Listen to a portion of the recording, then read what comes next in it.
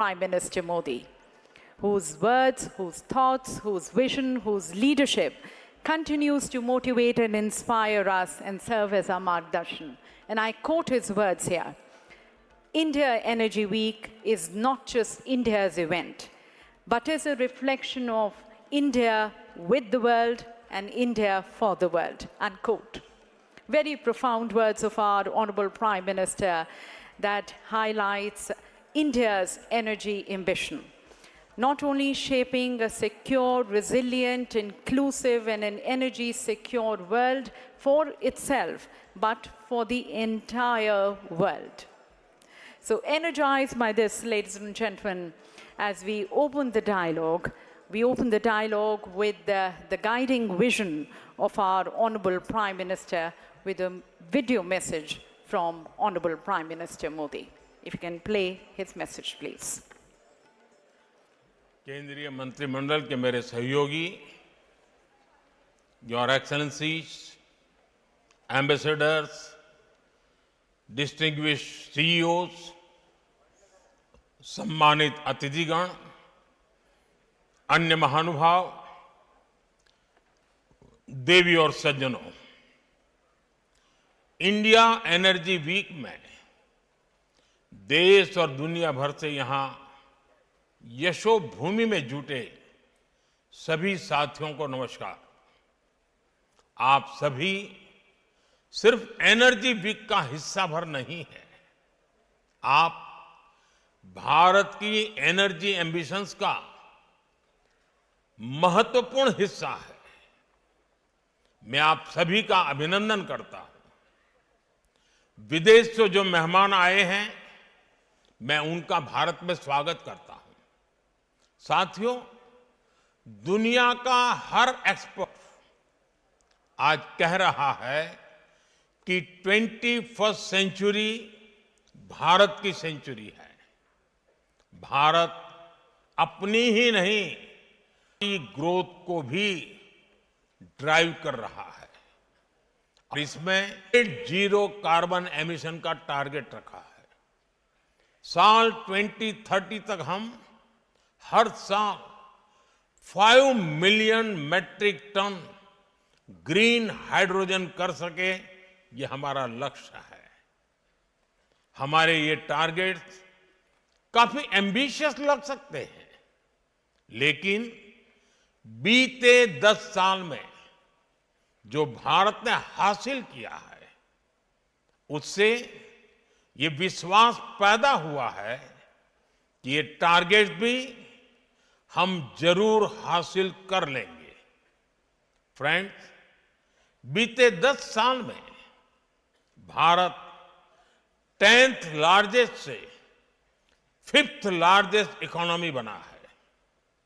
बीते 10 वर्षों में हमने अपनी सोलर एनर्जी जनरेशन कैपेसिटी को 32 टाइम्स बढ़ाया है। आज भारत दुनिया का तीसरा सबसे बड़ा सोलर पावर जनरेटिंग नेशन है। हमारी non fossil fuel energy capacity 3 गुना बढ़ी है। भारत जी पूरा करने वाला पहला देश है। भारत कैसे अपने लक्ष्य समय से पहले प्राप्त कर रहा है, इसका एक और उदाहरण है इथेनॉल। इससे 28 नेशंस, ऑर्गेनाइजेशंस जुड़ चुके हैं। ये वेस्ट को वेल्थ में ट्रांसफॉर्म कर रहा है और सेंटर्स ऑफ एक्सेलेंस को पूरी तरह से एक्सप्लोर करने के लिए निरंतर रिफॉर्म्स कर रहा है। बड़ी डिस्कवरीज और गैस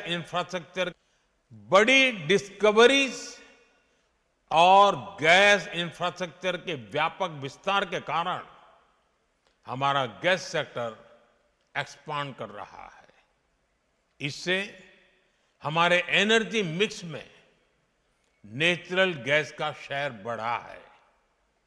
भारत अभी 4th लर्निंग हब है और हम अपनी कैपेसिटी 20% तक बढ़ाने में जुटे हैं। साथियों, 20% तक बढ़ाने में जुटे हैं। साथियों, हमारी जो सेडिमेंट्री बेसिन्स है, इसमें कई सारे हाइड्रोकार्बन रिसोर्सेज मौजूद है।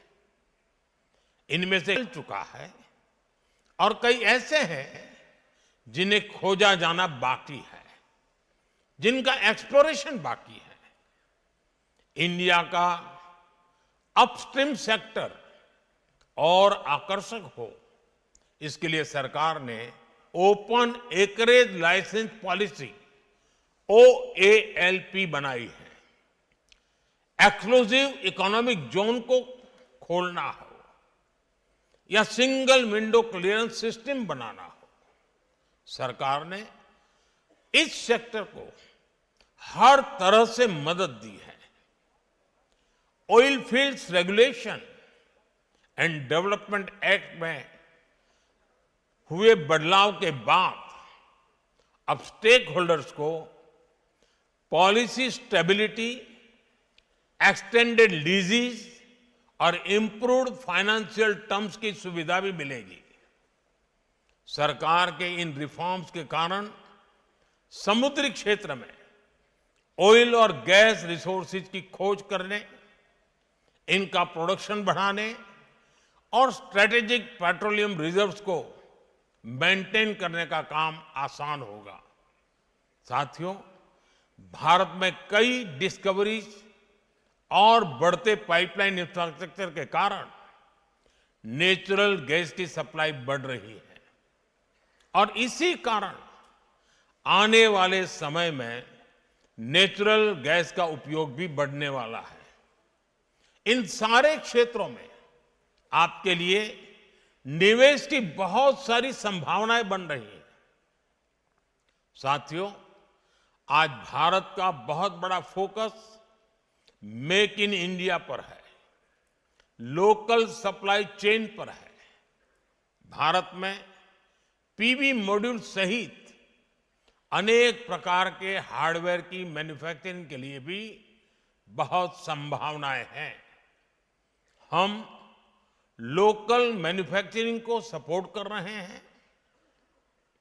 10 साल में भारत की solar PV module manufacturing capacity का विस्तार हुआ है।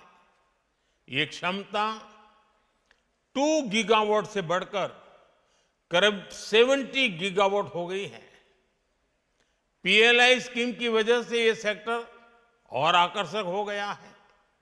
इससे high efficiency solar PV modules की मैन्युफैक्चरिंग को बढ़ावा मिला है। साथियों, बैटरीज और स्टोरेज कैपेसिटी के सेक्टर में इनोवेशन और मैन्युफैक्चरिंग दोनों के लिए बहुत अवसर हैं। भारत बहुत तेज गति से इलेक्ट्रिक मोबिलिटी की तरफ बढ़ रहा है। इतने बड़े देश की डिमांड पूरा करने के लिए बैटरीज और स्टोरेज कैपेसिटी के क्षेत्र में हमें बहुत तेजी से काम करना है। इसलिए इस वर्ष के बजट में भी हमने ग्रीन एनर्जी को सपोर्ट करने की संबंधित अनेक घोषणाएं की है।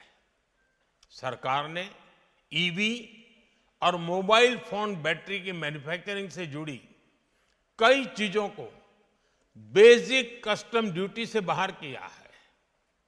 Cobalt powder, lithium ion battery waste, lead, zinc ऐसे अनेक क्रिटिकल मिनरल से ड्यूटी हटा दी गई है। नेशनल क्रिटिकल मिनरल्स मिशन भी भारत में एक सशक्त सप्लाई चेन के निर्माण में बड़ी भूमिका निभाएगा। नॉन लिथियम बैटरी इकोसिस्टम को प्रमोट करने की दिशा में भी हम आगे बढ़ रहे हैं। इस वर्ष के बजट में हमने न्यूक्लियर एनर्जी सेक्टर को भी ओपन कर दिया है। एनर्जी में हो रहा हर इन्वेस्टमेंट नौजवानों के लिए नई जॉब्स क्रिएट कर रहा है, ग्रीन जॉब्स के अवसर बना रहा है। साथियों, भारत के एनर्जी सेक्टर को मजबूती देने के लिए हम इसे जनता की पावर से लैस कर रहे हैं। हमने देश के सामान्य परिवारों और किसानों को ऊर्जा दाता बनाया है। बीते साल हमने पीएम सूर्यघर मुफ्त बिजली योजना शुरू की। इस योजना का स्कोप सिर्फ एनर्जी प्रोडक्शन तक ही सीमित नहीं है। इसमें सोलर सेक्टर्स में नई स्किल्स बन रही है, नया सर्विस इकोसिस्टम बन रहा है और आपके लिए निवेश की संभावनाएं भी बढ़ रही हैं। साथियों, भारत ऐसे एनर्जी सॉल्यूशंस देने के लिए कमिटेड है जो हमारी ग्रोथ को एनर्जाइज करें और हमारे नेचर को भी एनरिच करें। मुझे विश्वास है इस एनर्जी वीक से भी इस दिशा में कुछ ठोस रास्ते निकलेंगे। मुझे उम्मीद है कि आप सभी भारत में बन रही हर संभावना को एक्सप्लोर करेंगे। आप सभी को बहुत बहुत शुभकामनाएं। धन्यवाद। Ladies and gentlemen, that's a message from our Yashasvi Prime Minister, wherein he highlighted various milestones which India has been able to achieve, the reforms which India is introducing, the targets and the ambitions which it has set for itself, and opening the market to the domestic as well as the global investors, and that is where he highlighted many advantage India, making India one of the largest energy markets of the world where the opportunity lies. So thanking Honorable Prime Minister for guiding us and sharing his vision with us. And now, ladies and gentlemen, we present you a short film on our very dynamic oil and gas sector, from deep sea explorations and discoveries to now more greener fuels, to biofuels, to renewables, to EVs, to the Ujjwala Yojana, which the Prime Minister also mentioned, the transformations which we are bringing as we work towards a more cleaner, greener, and a self-reliant energy future. We present you a short film towards that.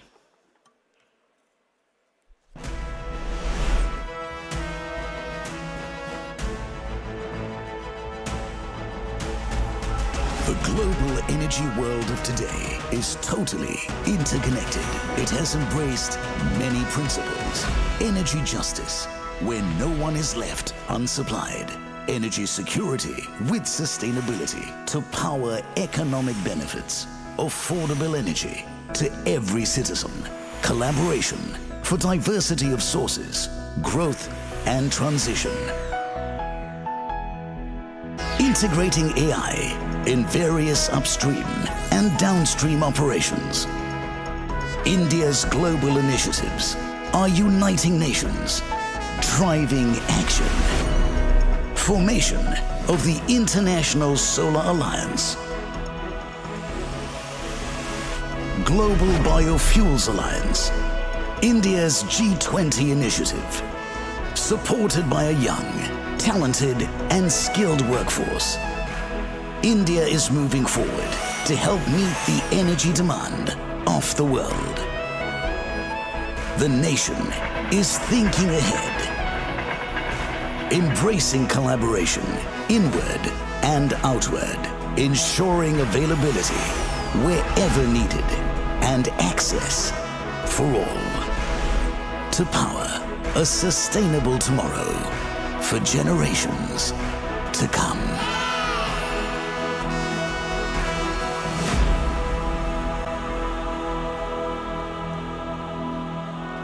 So that, ladies and gentlemen, is our dynamic oil and gas sector transforming, transitioning to a low-carbon economy, and then working with the nations across the world.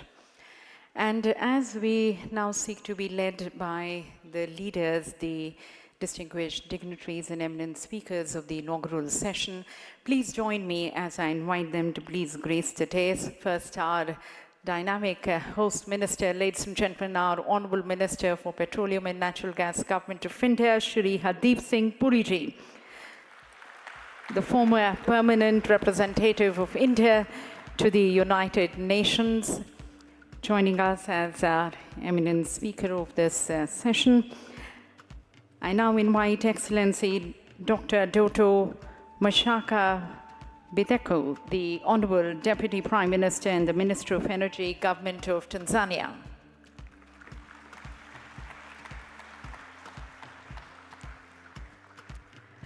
I take this now the honor of inviting Excellency Saad Sharida Al-Kawi, the Honorable Minister of State for Energy Affairs, Qatar, who's also the CEO of Qatar Energy. And now inviting here on the dais Mr. Ed Miliband, the Secretary of State for Energy Security and Net Zero, United Kingdom. And ladies and gentlemen, shortly we are going to be engaging with the energy dialogue with our energy leaders. We'll be having a panel discussion, so I would like to also invite our moderator, Shri Jagaraja, the Senior Correspondent, CNBC, to be joining us here on the dais. May I request our Honourable Minister to be seated on the second seat, and then the Deputy Prime Minister Tanzania, followed by Qatar and United Kingdom, and our moderator to be taking a seat on the first seat. Yeah. You will keep us in check? Of course. Now, ladies and gentlemen, before we have this panel discussion, would like to request our Honourable Minister for Petroleum and Natural Gas, who under the leadership of our Honourable Prime Minister is driving India's energy transition and decarbonization pathway while balancing our ecology with the economy and then positioning India as a key player in the global energy landscape. I would like to request our Honourable Minister, Shri Hardeep Singh Puri ji, for his introductory remarks. Excellencies, distinguished delegates, captains of industry, students, entrepreneurs, and friends from the media. Namaskar, good morning, and a very warm welcome to all of you to India Energy Week 2025. Ladies and gentlemen, this third edition of the India Energy Week comes at a significant time amongst today's global uncertainty, and I would say it also comes at an opportune time. I don't think anyone here would disagree with me. The last few years, encapsulated in the whirlwind events of 2024, have left the global energy order in transition. These include major geopolitical shifts. It is in this context that I believe that the India Energy Week provides a unique platform for all of us in the industry to reflect and introspect, to catch up with each other, not just formally as business-to-business transactions are undertaken, but also informally for policymakers and stakeholders to understand what other nations are thinking of and what we can do together. We have here a representation that captures both the urgency of the moment and the professionals from, ladies and gentlemen, is not just a strategic conference. Beyond industry and technology, IEW is also about youth and innovation. More than 500 entrepreneurs are participating in startup challenges like Avinya and Vasudha, thus nurturing the next generation of energy disruptors. It is also an exhibition forum where cutting-edge innovations will be showcased by more than 700 exhibiting companies, more than 100 of which are exciting startups. I am overwhelmed to see the scale, depth, and size of innovation, particularly in deep tech in the energy sector, such as artificial intelligence, machine learning, quantum computing, big data, drones, and robotics. In many ways, harnessing the bourgeoising innovation ecosystem, most notably in India, was a primary factor behind the inception of the first edition of the India Energy Week in 2023. Major oil and gas companies such as BP, Shell, Exxon, Chevron, McDermott have their global capability centers in India, where lakhs of Indian, a lakh being 100,000, Indian engineers are doing cutting-edge design, engineering, data processing, and decision analytics for drilling operations, refinery operations, and seismic data processing globally, renewables, and hydrogen. The IEA estimated that global energy investment was going to exceed $3 trillion for the first time in 2024, with $2 trillion going to clean energy, technologies, and infrastructure. Climate change is no longer a looming threat. It is already here. It is unfolding in many grave disasters. Wildfires, floods, and record-breaking temperatures are clear reminders that the world is running out of time. I am a student of history. When I look back at the evolution of global energy economics, I recognize that the very notion of energy transition requires a very deep and nuanced understanding. It is not outright replacement, but more shifting the primacy of one energy source over another. This transition isn't about eliminating hydrocarbons overnight, but leveraging them strategically while scaling renewables to mitigate emissions. For too long, we have framed energy transition as a linear journey, from fossil fuels to renewables, from past to future, from problems to solution. But what if this logic is not feasible? Even when renewables become the dominant energy sources, oil and gas will continue to play an important, if not pivotal role, not just in power generation, but in stabilizing grids, industrial hydrogen, and energy storage innovation. One thing has become absolutely clear to all stakeholders. Energy justice must remain at the core of the imminent transformation. A fragmented transition risks deepening inequality, leaving billions without reliable energy, while wealthier nations surge ahead. If the transition is not just, it will not succeed, because the political economy will not allow it. There are three forces, in my view, that will play a pivotal role in shaping the energy landscape in the coming years. Artificial intelligence and clean cooking are emerging as major energy demand drivers, each shaping the future of economies and societies. AI is one of the largest energy consumers, with data center demand rising 18 to 20% annually by 2030. India's AI-driven digital economy, projected to reach $400 billion by 2030, presents both a challenge and an opportunity. The real question is not how we will meet this surge in demand, but how we will do so without destabilizing grids or derailing climate commitments. Renewables alone won't be enough. AI-driven demand requires round-the-clock reliability, meaning natural gas, coal with carbon abatement, and next-generation nuclear will remain essential. But the potential benefits are immense. AI itself will enhance fossil fuel efficiency, reshaping the energy equation where intelligence, not just resources, dictates energy security. The next great leap will come from dismantling the idea of centralized energy in the form of AI-driven grids that predict demand before it happens. On the other hand, expanding clean cooking gas access requires a multi-fuel strategy, scaling traditional LPG, augmenting bio-CNG, accelerating electrification, and challenging investments into areas such as integration, decentralized renewables like wind power and microgrids to support electric and induction cooking. The challenge is not technology, but scaling access equitably. India has achieved 100% clean cooking access through the Pradhan Mantri Ujjwala Yojana, city gas expansion, and solar cooking pilots, proving that policy-driven solutions can transform lives. The answer to energy transition lies in strategic investments across hydrocarbons and renewables.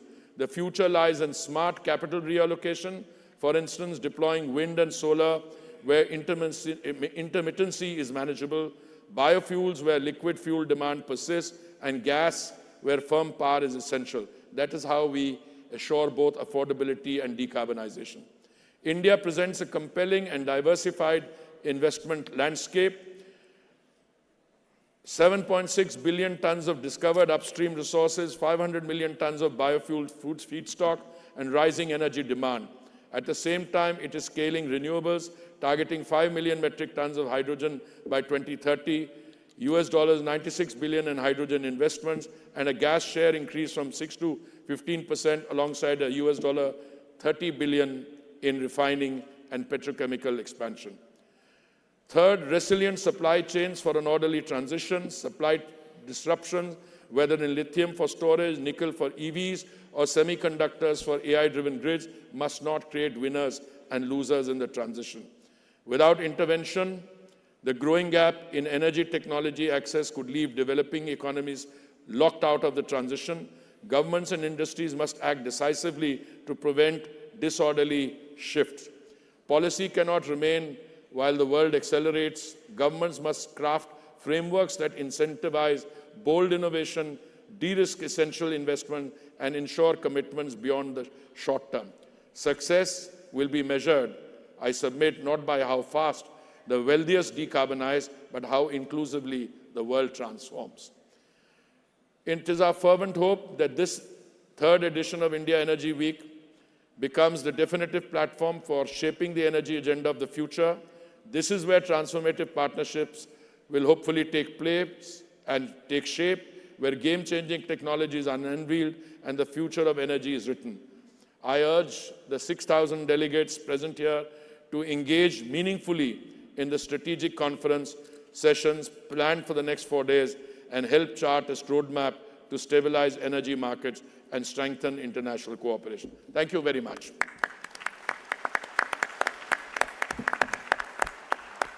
Thank you, Honourable Minister, sir, for your address. In fact, it sets the tone and the context of our panel discussion.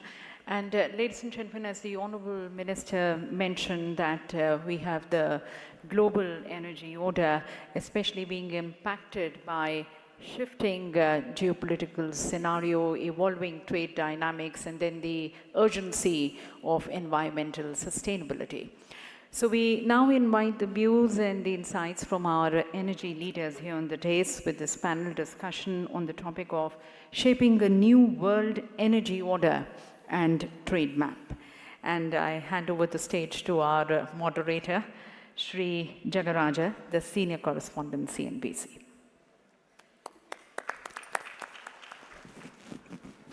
Thank you very much for that kind introduction, Vimy. And let me start by opening up this panel discussion by thanking Minister Puri for very eloquently enumerating the challenges, but also the opportunities that are inherent in the global energy landscape today. And let me start on your first point. We are living in an environment of unfolding uncertainty. From a policy point of view, from a macroeconomic and a market conditions point of view. So that's my first question. How would the panel characterize the balance of macroeconomic and market conditions and risks as they apply to energy pricing? And if I could start with Saad first, please. First, thank you, Your Excellency, Honorable Minister of Energy, for inviting me to this distinguished panel, and it's great always to be in India.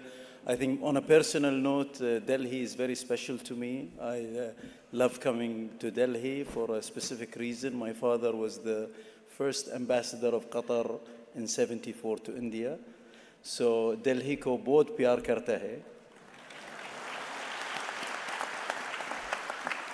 Hindi बहुत अच्छा जानता है लेकिन अभी भूल गया पहला बहुत अच्छा जानता है. So anyway, I used to speak fluent Hindi. I can dabble with it, but I'm not as fluent as I used to be. But anyway, so first of all, I'd like to thank His Excellency for his excellent speech that I think captured all what I could have said in a much better way than I could have said it. But I think One thing regarding pricing and so, it's important to understand that energy poverty exists in the world. You have 1 billion people that does not have basic power that we have. I think you see the example of what the Prime Minister Modi mentioned earlier, and I think I applaud him and his government and the Honorable Minister to the plan that has been put in place by India. And I think it's an example of how you need to balance between the requirement of the nation, ensuring that you can have some renewables, you can have gas that is sustainable, and you need a base load for any country for the intermittence. And you see the methanol, you see all the elements. You need everything, including solar, wind, to cater for the demand that's needed in the future. I think the cancel culture of saying, I don't want this or that, some people were really pushing for it, and I think it depends on where you are and what your environment is. Maybe if you have hydro in abundance, and even that turned out to be not as reliable sometimes. So the intermittency of these energies are a problem. So I think to make sure that we can have affordable fossil fuel, affordable renewable sources, we need to have all these investments in whether it's oil and gas, whether it's renewable, and also in efficiency. And the example of what was done in India, where you have villages that were promised to have electricity, you have 100% villages, as I understand, that are connected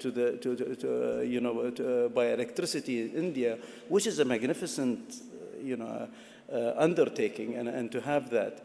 And also the ambition of going to 500 gigawatts by 2030, okay, and having the mix that you have. So I think India is a very good example of what needs to be done in most countries. Every country has its specifics that it has to cater for. But if we don't invest in LNG, for instance, I'll give you an example. LNG today in Europe has spiked up to $15, $16. If you see what Qatar is doing, we are increasing our production of LNG from 77 to 160 million tons globally. To 142 in Qatar, and we have a project in the US that will take it to 160 that will start end of this year, early next year. So this production is going to start next year and incrementally increase in the next few years. If Qatar did not invest in this and take a decision for more than $100 billion of investment about 6 years ago, when people were saying we shouldn't be doing LNG and we should have all green and all renewables, imagine what would happen when you don't have that supply coming on the market. Okay, these spikes that you're seeing going to 16 could go to 25 and 30. So I think we are all supporting it. And this is just an example of LNG, for instance. But you look at the crude oil and others. The petrochemical sector, renewable cannot make plastics. It can give you energy. But you need refineries, and you need oil products, and you need to actually manufacture the carpets that we're walking on, the suits we're wearing. All of it has some form of oil and gas. So I think we need to be reasonable. There is absolutely no doubt the environmental issues that we're faced with need to be catered for. So if you look at what we're doing in Qatar, for instance, the LNG plants that we're building, we have the largest CO2 sequestration site in the MENA region. We're actually injecting 2.5 million tons today. We started in 2015 when nobody even knew CO2 sequestration, or most people didn't talk about it. We're going to go up to about 11 million tons of LNG. All our ships are powered by LNG. We're using the best equipment with the least emission possible. Qatar today, although we're the largest LNG producer, or second largest LNG producer now in the world, 10% of our power, about 10 years ago, we had no solar power. In Qatar, 10% of our power is from solar. Mid this year, we're going to inaugurate another 2 plants. We'll have about 15% from solar. By 2030, 30% of the power in Qatar will be from solar. So we're doing our part to also make sure that we are doing our best on the environment. And I think we all collectively need to be fair to make sure that there is ample supply of resources to make it affordable and reliable and available to all countries around the world for their growth and economic growth. And also we need to make sure that we're doing enough on the renewable and on the efficiency side to have a good balance.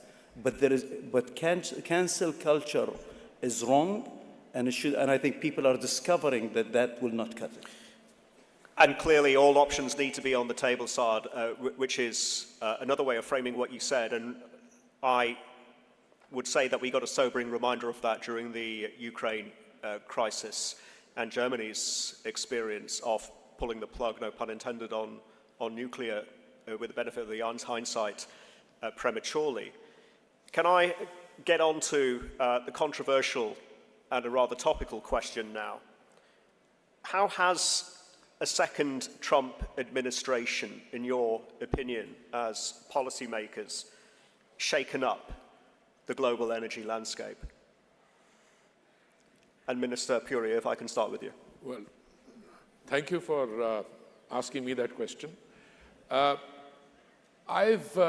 been a student of foreign and security policy. I served 39 years in the Indian Foreign Service. My last term was as India's permanent representative to the United Nations in New York. I had the great privilege of knowing President Trump when he was not the president, but I had the privilege of living in the World Trump Tower, and he used to visit us every year, have a annual get-together with the residents of the World Trump Tower. I was minister in waiting when he came here on the first official visit. So I have watched the unfolding events with more than a sense of interest. Let me say that democracies, whether in our countries, those of us who are paneled here, democracies throw up verdicts. They will, this thing, Make America Great Again is a very powerful, catchy, this thing.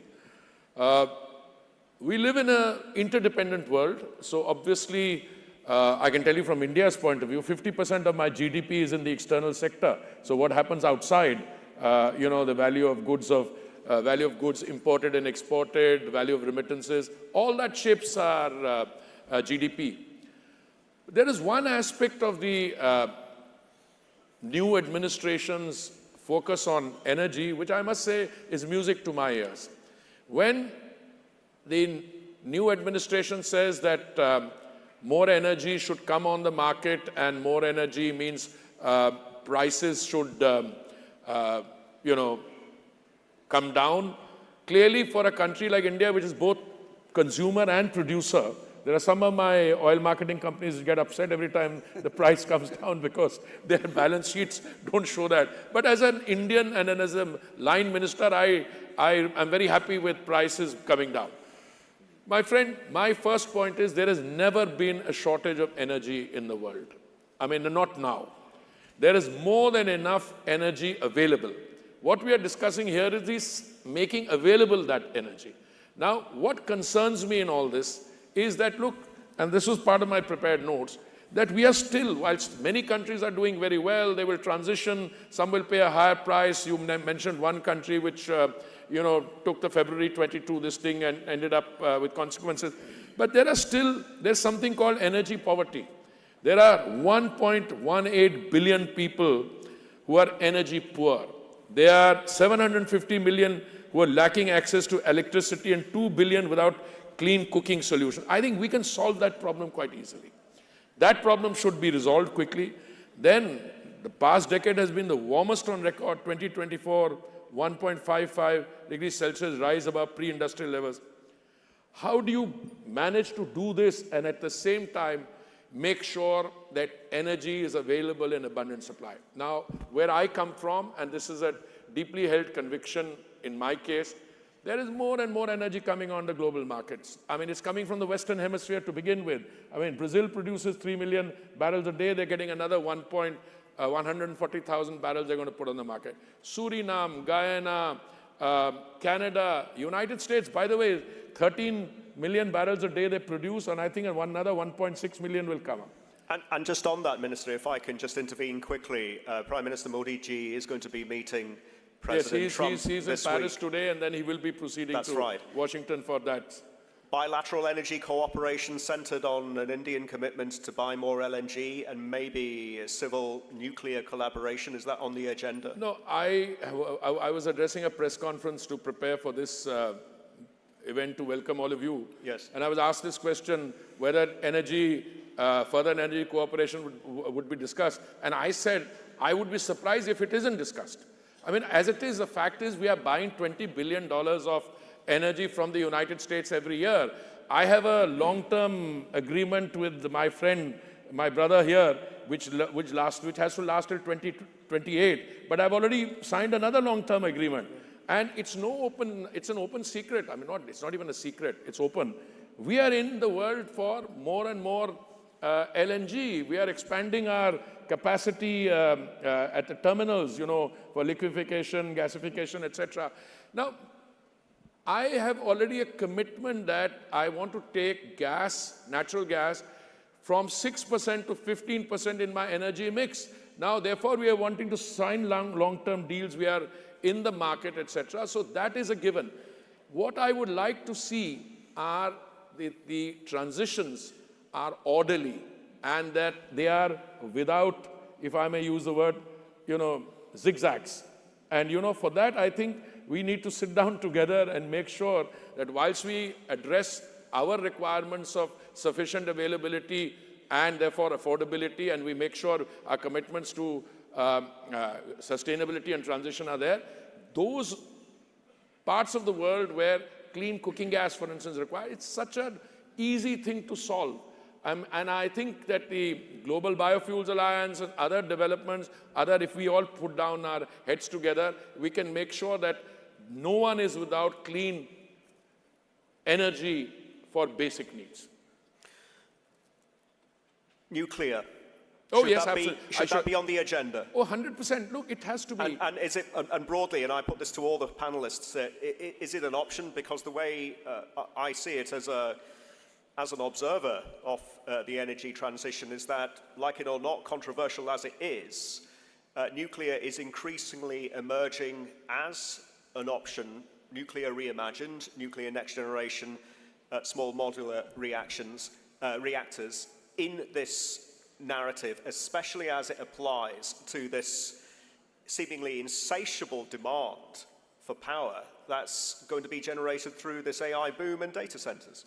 I should have responded straight away because you had put that in. Please. Let me say that we've gone down that road. We went down that road. We signed the India-US civilian nuclear energy deal. We had an India-specific IAEA safeguards agreement. But somehow the commercial contracting never took place. There were problems, on liability and other things. But now we're talking about small modular reactors.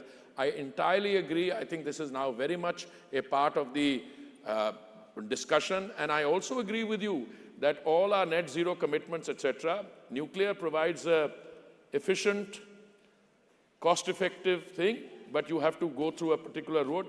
And I'm sure that this is going to be a discussion point in wherever such discussions take place. I see that happening.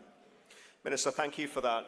I want to bring in Minister Miliband and Dr. Mashaka Biteko, but before I do, did anybody want to respond to that? Diversification is a watchword that has come up time and time again in the conversations. Saad, you alluded to that. What is the optimum energy mix? Ed, you... Well, look, can I first of all say what a privilege it is to be here at India Energy Week, and Minister Puri, I want to thank you for hosting us here today and to congratulate the Government of India on its vision for energy, for tackling climate change and all the other issues, including economic development, obviously, centrally. Look, I think there is a large degree of agreement on this panel about some certain truths. Minister Puri talked about the climate crisis incredibly compellingly about the way in which it is not just some theoretical future threat, but is a real and present, and it's true across all countries. January was the hottest January on record. Secondly, I think there is a common narrative across all of us that we want to achieve economic growth and development, energy security, and tackling climate change all together. It's not a question of either or. We need all of those things together. And thirdly, then, all of us in our different ways, depending on our national interests and capacities, are going to pursue our own paths as part of this transition. And just to speak briefly about the United Kingdom, look, here is our position, which is the Russian invasion of Ukraine was a massive wake-up call for the world, but also for us in particular, because what we saw was a huge spike in fossil fuel prices, having a massive impact on our consumers, on our businesses, and our public finances. And we are a proud producer in the North Sea of oil and gas, but we are also a price taker, not a price maker, on the international markets. And that means that we were hit in a massive way.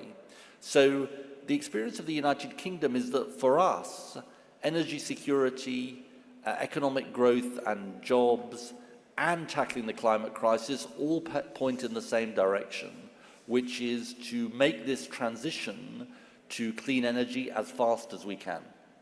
And to answer your question, nuclear must be part of the mix, renewables must be part of the mix.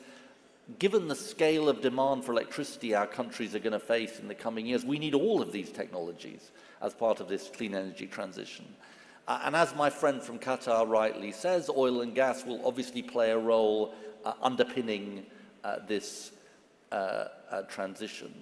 So I actually think that there is a large degree of unity across us on these questions, and I think we're going to shape our own pathways depending on the particular circumstances we have as a country. It seems that there's no disagreement as to how to get there, but the method of how to get there, and the method of enforcement, policy framework, regulation, and the rubber really seems to be hitting the road at the moment. Is it incentives? Is it subsidies? Is it taxes? And Saad, Qatar and European Union are clashing on this very issue, and arguably it's an issue in the UK as well. So how do we square that circle, and what then is the optimum policy framework? Please. I think what was mentioned by all of us is exactly the same. I mean, we all know there is a problem. We all know there is, from an environmental point of view, we all know that we need to have all energy sources. I mean, to me, you talked about nuclear. To me, any country that has the access to the technology, can do it safely, and can afford it, and doesn't do it, if their public is agreeable to it, I think they should absolutely do it. Because you need nuclear, you need gas, you need oil, you need renewables to get a good energy mix for the long term. So whoever can do it should do it. I mean, as far as nuclear is concerned, for instance, we need all sources. We're going to have a billion and a half to 2 billion people here in the next 30 to 40 years. You know, we're going to need the middle class is increasing. We need more power. We need more. I mean, data centers alone, people are talking about huge, power requirements that only 2 years ago were not even on the map of anybody or on the plans for anybody. So I think you need all energy mix. Every country is different. When you talk about Norway having almost 90% hydro, it's different than India, okay, and their situation with the population and the energy mix they can have. Qatar is different than, everybody's different. I don't want to, just very quickly. Please. 67 million people go to the petrol or the dispensing station every day in India to fill up on different forms of energy. So I asked myself a question, and we have an excellent biofuels program where we've achieved nearly 20% biofuel.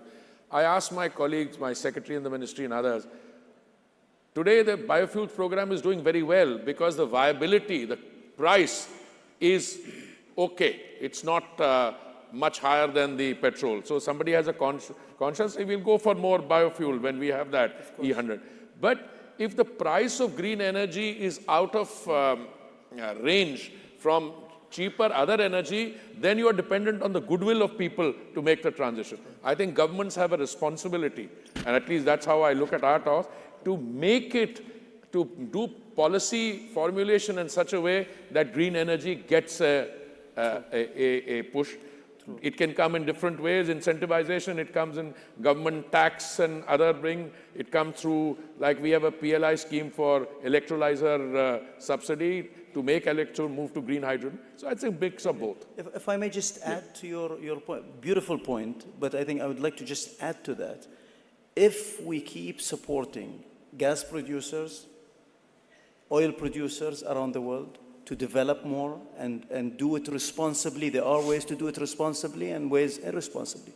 Most companies now have ESG requirements that they put in. You can do sequestration, you can do a lot of things. But for this equation to work, or this system to work, you need affordable energy, as His Excellency mentioned. These spikes that you see are increased tremendously if you have lack of supply.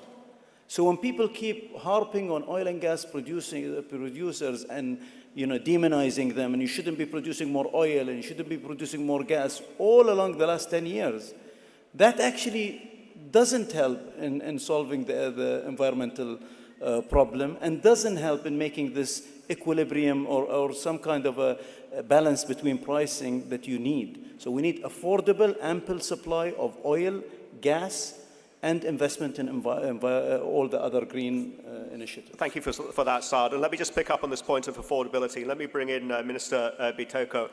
In Tanzania, your country has a lot of hydro, and that is something of a success story, and you're even exporting some of that surplus power to East Africa. So this issue of interconnectivity is a very important one, and give us a sense of how that is making energy affordable, not just for your country, but East Africa more broadly on a regional basis. Thank you so much, moderator. But before I say what I want to say, I also want to thank the organizers of this event and the Indian government for extending invitation to us to be part of this India Energy Week, which I think is a place or a platform where we can share insights and learn from each other and see what we can do to make sure the population that we have back home are all powered by electricity or energy. Coming to your question,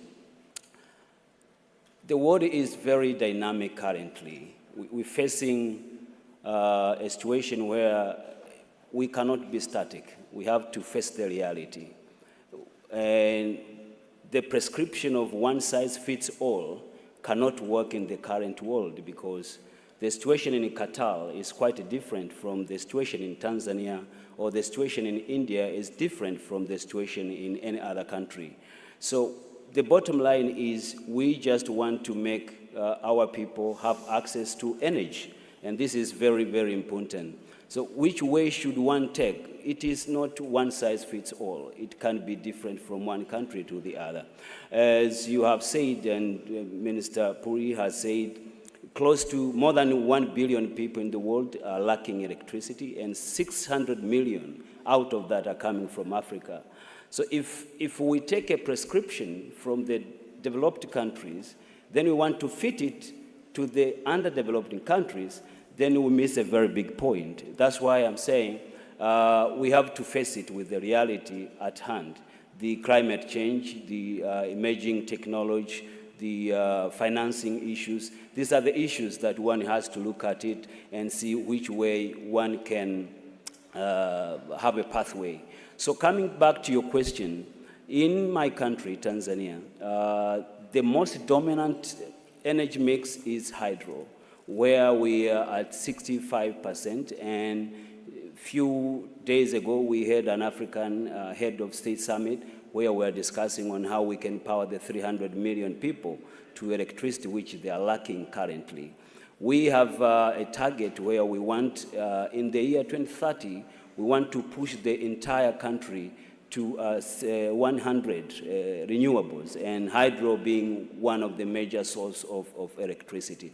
Now, currently we are relying on hydro, and we have natural gas, we have solar, and we don't use fossil fuel currently because of the price, which is very, very high. So the excess we have, what are we going to do with it? For instance, currently we have access of like 750 megawatt excess. What do we do with this excess electricity? That's why we subscribe to two pools, the Eastern African Power Pool and the SADC Power Pool, where we share whatever excess we have across our neighboring countries. Now, having excess is one issue. The second issue is how do you evacuate the electricity you have to your neighboring country? This is where the capital intensivity is coming in. You need money to put up the transmission line so that you can connect and create an interconnector between you and your neighboring country. Currently, we are putting up an infrastructure where we want to connect ourselves with Zambia, but we have already connected ourselves with our neighbor Kenya, Rwanda, and Burundi, and Uganda, which also is underway. So we are sharing electricity. When one has a problem with electricity supply, one can get from the neighboring country. Now, what do we need to do? And I want to indicate this in this panel. For instance, we have abundance of resource, especially on the coal. We have also the uranium, which also is one of the sources for electricity. But how do you get the finances? Because there is this narrative that this is a no-go zone source of energy. So no one is interested to finance this, and this has now become a problem. The issue here is how do we manage emission? Whenever we do any activity, the emission management should be a key question to every one of us. And this is what we really say, bringing electricity to 300 million people in the next 5 years in Africa, it really requires a lot of investment, which we think, for instance, in Tanzania, we need close to $12 billion within 5 years to make sure the energy access which we have currently goes to 100%. So the interconnectors are very important, and we are busy working for that. And at least in our pools, the Eastern Africa Power Pools and the SADC Power Pools, as I have said, they are all in agreement that we have to create a space for us to make sure interconnectors are available. And what we pray to the international community... Can I just ask you... let me finish one. I'm finishing this one. What we pray to the international community, we really need just energy transition. And we need carbon space, because Africa actually is... The emission volume that is coming from Africa is very small. But the way it is treated is like we are pro rata, we are equal, then we have to be treated equally, which I think it can't be fair, and the just energy transition cannot appear. Thank you so much. Getting back to the point of all options need to be on the table, are there red lines, though, here? And you mentioned, Minister, that your country is struggling to find financing to develop and invest in coal projects. Should coal even be on the table, since it is the most polluting fossil fuel? And Minister Puri, can I ask you for that and India's experience?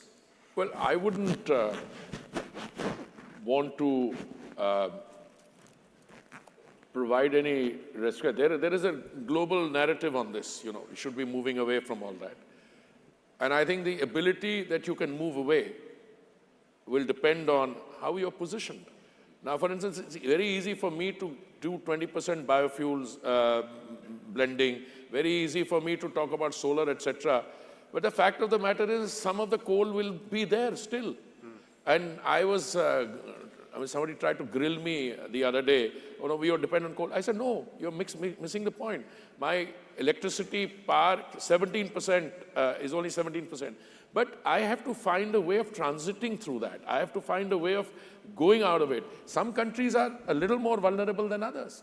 But I would show understanding and then encourage all of us, including ourselves, to transition from that to cleaner and cleaner and cleaner. I mean, there was a time when we used to have these discussions, 3.5 years ago. I used to be told that gas is not entirely a clean this thing. To me, gas is very clean compared to coal or to other things. And therefore, I have no income. Then, of course, the mainstream narrative also changed. Thank you for that, Minister. Minister Miliband. I mean, look, it seems to me that it's all about making the economics work. If you take the UK experience, we were massively reliant on coal for a very, very long time, and we shut down our last coal-fired power station last autumn. And, you know, the economics has changed massively for us. So I was doing this job 15 years ago, and we were making a long-term argument about renewables being cost competitive, but they weren't cost competitive in the short term. Now, the cheapest form of power to build and operate in the UK is solar, onshore wind and offshore wind. Right. And for our colleague from Tanzania, I think, you know, part of the responsibility of developed countries, of the multilateral development banks and others, is to make the economics work. Make the economics of this transition work. Personally, I think the transition is only going in one direction. This is an unstoppable transition because of climate reasons. And the truth is that oil and gas will play an important bridging role, but if we exploit all of our fossil fuel reserves, we should just be honest, we're going to have temperatures not of 1.5 degrees, not of 2 degrees, but of 3 degrees, 4 degrees. And this is just a scientific reality that we have to face up to. And so it is about making, this only works, this transition, if we make the economics work as well as making the long-term climate imperative work. I'm always looking for agreement in converging space. I completely agree. You have to make the economics work. And therefore, I think what we need to ensure is that what we are doing by way of transition is attractive also. Attractive means it's viable. I mean, if you take an ideologically doctrinaire position, which is what happened in this discussion right at the point, oh, this is bad, no more of this, no investment went in there. So the prices, by the way, if prices are high, that also accelerates the transition. But I think as responsible governments, we should ensure that the economic viability also factors into this. And therefore, at the end of the day, whilst everything will be there, you must lean and come in on the side of the cleaner energy. And I believe that is happening. And I also believe, I agree with it, the transition journey is very clear. If somebody had told me 5 years ago, but we will need natural gas, lots of it. My shut power plants will open up. My other economic activity will open up. Also, all the other newer energy, green hydrogen, by the way, the Honorable Prime Minister talked about a 5 million metric tons target of green hydrogen by 2030. I frankly think that is a target which we will do much better than that, because green hydrogen is suddenly shooting up. People realize tenders are being floated, bidders are coming in, and therefore I'm very optimistic on the transition. Sorry, Sir, just before I come to you, I'm very conscious of the time and I don't want to overrun, and I can't see any clock here. So can I just check with the organisers? 5 minutes, thank you very much. Can I make an uncharacteristic comment Please. about coal? Please. I think there's a difference. What we're saying here is you need to look at a country that actually has the resource and has coal. And the difference between that and a country that's importing coal. There's a big difference. And the growth rate in that country. So if I would put India and China, for instance, as huge countries, okay, together more than half of the world or half of the world, and they have ample resources of their own coal, and then we tell them as, energy sector or as leaders around the world, you shouldn't produce your own coal and depend on imports. I think you need to utilize the coal that you have, do it responsibly, see if there are ways to mitigate that. But if the growth rate and the ambition of His Honorable the Prime Minister is going to stay intact, I think there is no way to do it if you say, I cancel coal. I could be completely wrong, but a transition to that and doing it slowly and making sure that people who have their own resources can also utilize their resources and come down. And what I'll tell you something we are doing for coal as Qatar. We're building the largest blue ammonia plant in the world. It's going to be starting production next year. That mixed with a lot of customers on coal are talking to us because you mix it with coal and it reduces it's one of the solutions to reduce some of the emissions from coal. But I think we should get away from cancel culture on everything. We need all resources to be on deck.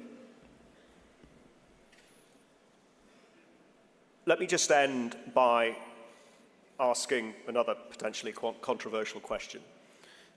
And that's about global leadership in the journey towards net zero emissions and the 2030 climate goals.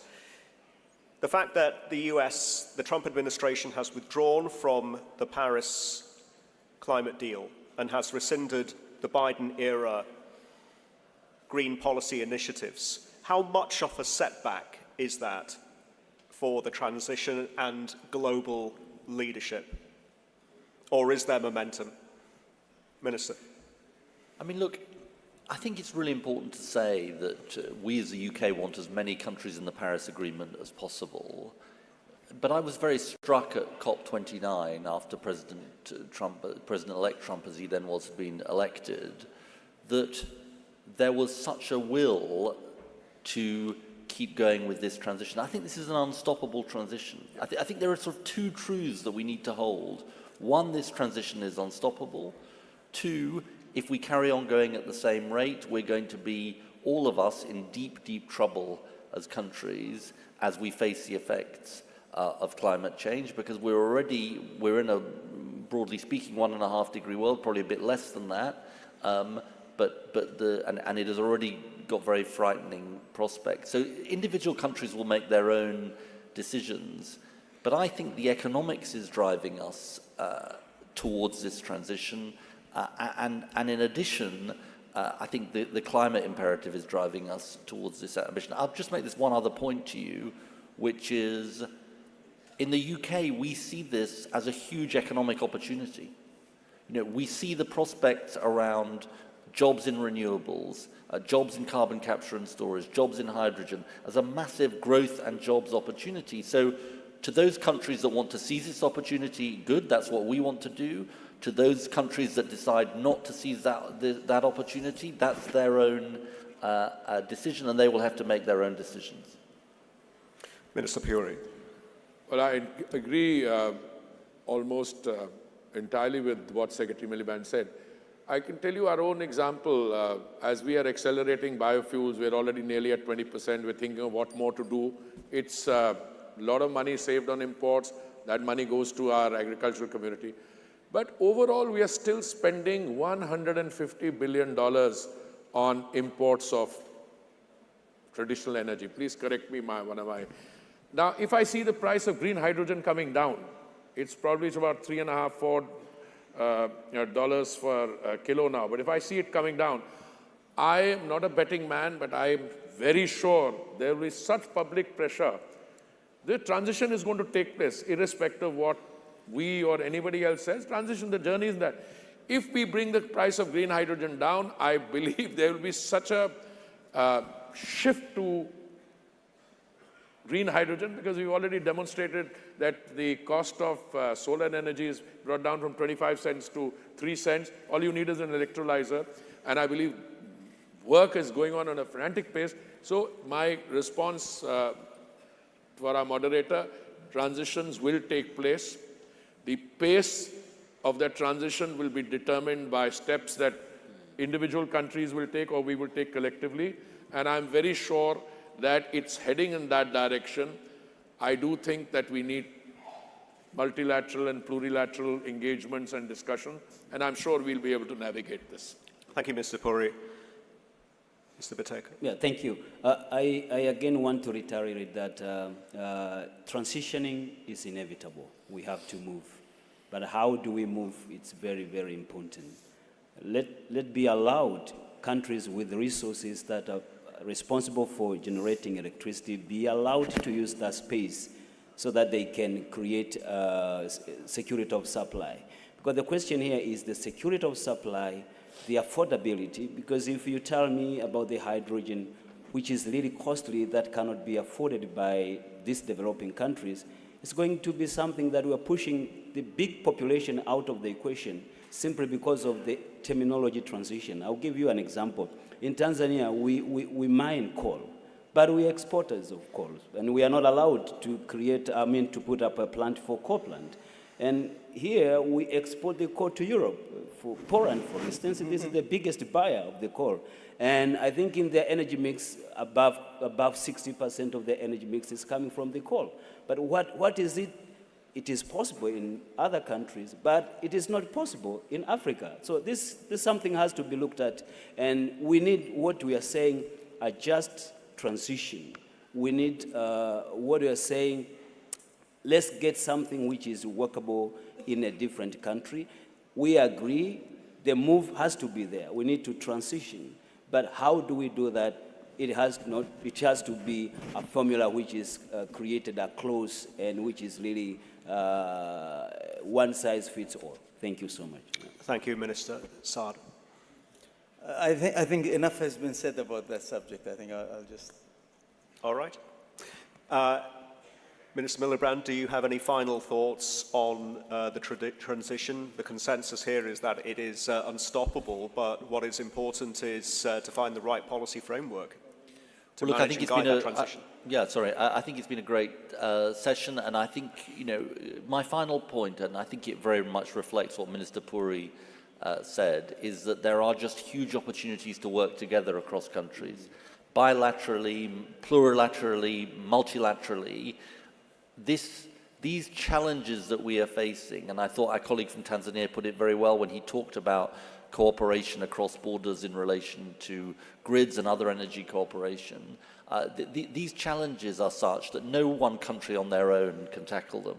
The only way we can tackle them is with partnership, and I think that's very much the spirit of India Energy Week and indeed this conference. So I'm delighted to have been here today.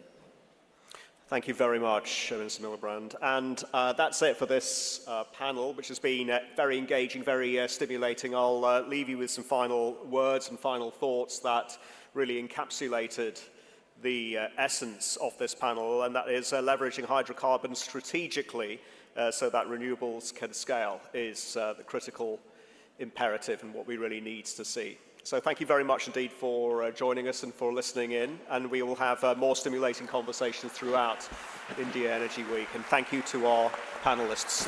Well, thank you very much, Mr. Moderator. Thank you. Thank you, Minister. Thank you to our panelists for this very engaging and insightful discussions as we reimagined and rethinking energy security and then our strategic partnerships and the supply chains. And as they mentioned, collaboration is going to be the key towards navigating these transformations. May I request our dignitaries to be kindly taking their seats and requesting you all to remain in the hall. Ladies and gentlemen, we have an important launch which is going to be taking place now. Please be taking your seats. May I request everyone to be there at their respective seats, requesting our dignitaries to be at their seats for there's an important launch happening. May I request the ministers to be seated.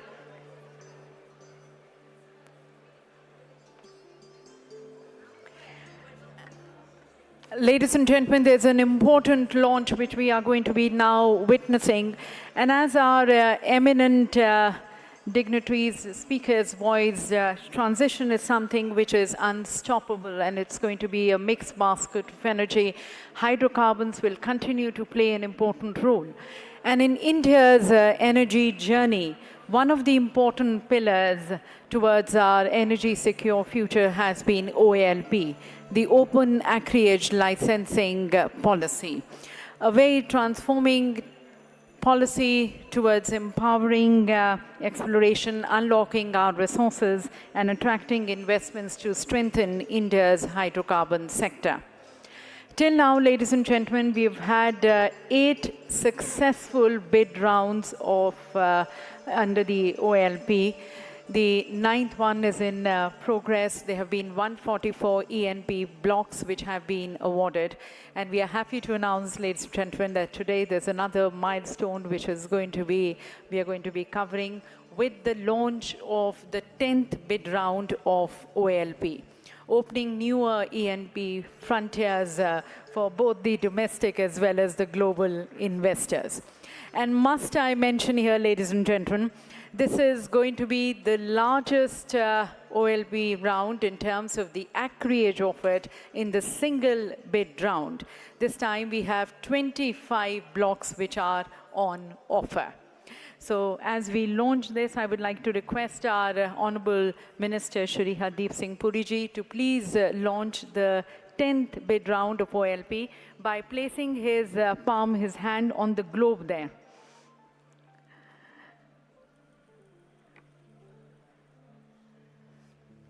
So ladies and gentlemen, as we invite your partnerships, your collaborations towards untapping the much untapped, we now have the launch of the 10th bid round of OALP, the Open Acreage Licensing Policy. 25 ENP blocks, ladies and gentlemen, are on offer.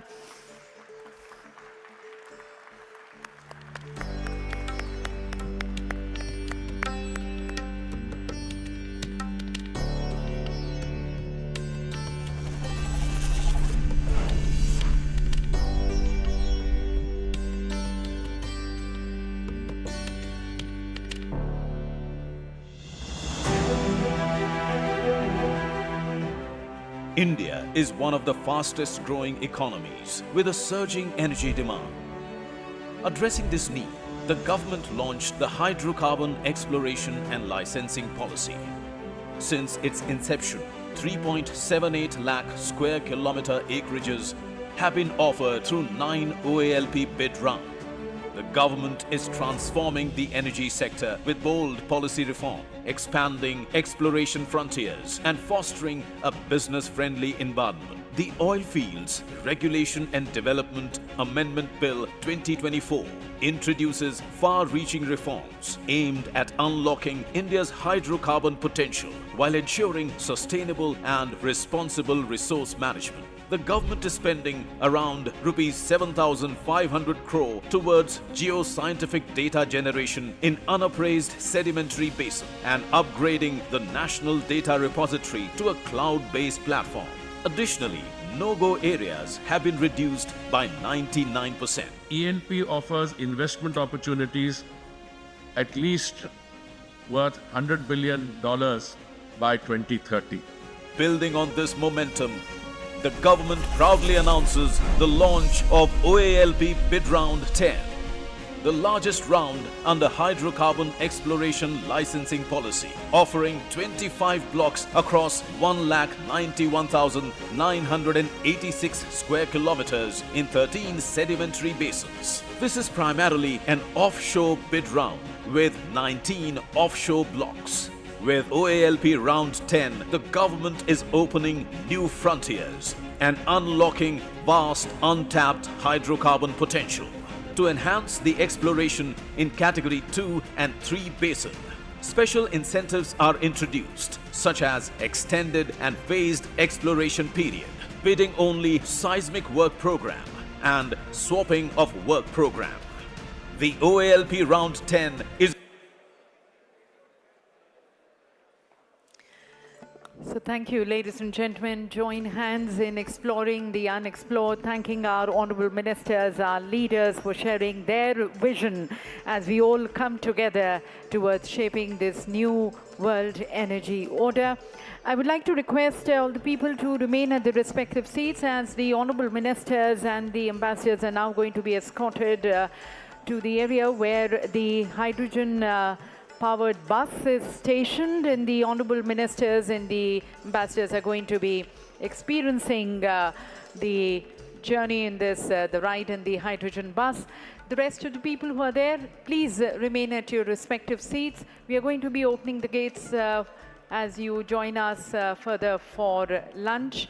would like to just request the dignitaries who are seated in the front rows, people who have access to the executive club, requesting them to be, just wait for a couple of more minutes, but then requesting them to be joining us for lunch in the executive club area. The rest of the delegates, you're requested to be joining us for lunch in the lunch area, which is just adjoining the exhibition area.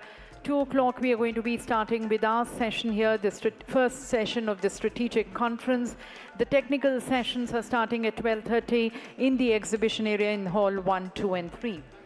So thank you once again. Just make way for our dignitaries as they're escorted to the area where the bus is stationed. We have the hydrogen bus, as everyone reflected. It's going to be hydrogen, the fuel of the future, a very promising fuel. We have this hydrogen bus which is outside. Our honorable ministers, ambassadors are going to be taking a ride in that, experiencing the hydrogen bus, the fuel of the future. Thanking once again, ladies and gentlemen, many congratulations to all, thanking all the participants, and we now move for lunch. Our distinguished dignitaries in the front row having access to the executive club are requested to kindly move to the executive club for lunch. The rest of the delegates, we're opening the gates. You're requested to kindly be moving to the lunch area. The lunch is going to be on, ladies and gentlemen, from 12 to 2:30, so we have a good amount of